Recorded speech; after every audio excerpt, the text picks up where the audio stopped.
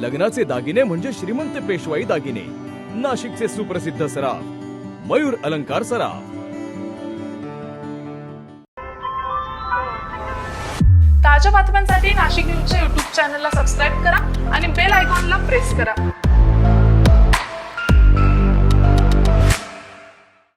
नाशिक विभागातील शिक्षण क्षेत्रात शालार्थ आयडी घोटाळ्याने मोठी खळबळ उडाली आहे। शासनाची सुमारे 150 कोटी रुपयांची आर्थिक फसवणूक केल्याप्रकरणी पहिल्या आरोपपत्रात 893 शिक्षकांची यादी समोर आली आहे। यामध्ये नाशिक जिल्ह्यातील 8 शाळांमधील 35 प्रकरणांचा समावेश असून आजपासून दोषींवर कडक कारवाई सुरू होण्याची शक्यता आहे।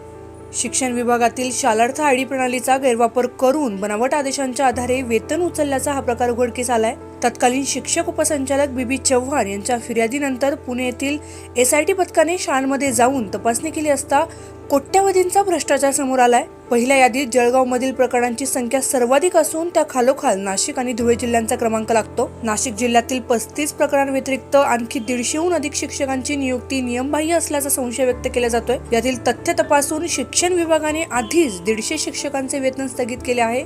तपासाची व्याप्ती वाढत असल्याने दुसऱ्या यादीत अनेक मोठ्या संस्था आणि अदृश्य असलेल्या बड्या अधिकाऱ्यांची नावे आता समोर येण्याची दाट शक्यता वर्तवली जाते। Bureau report, Nashik news, Nashik. ताज्या बातम्यांसाठी नाशिक न्यूजच्या YouTube चॅनलला सबस्क्राईब करा आणि बेल आयकॉनला प्रेस करा।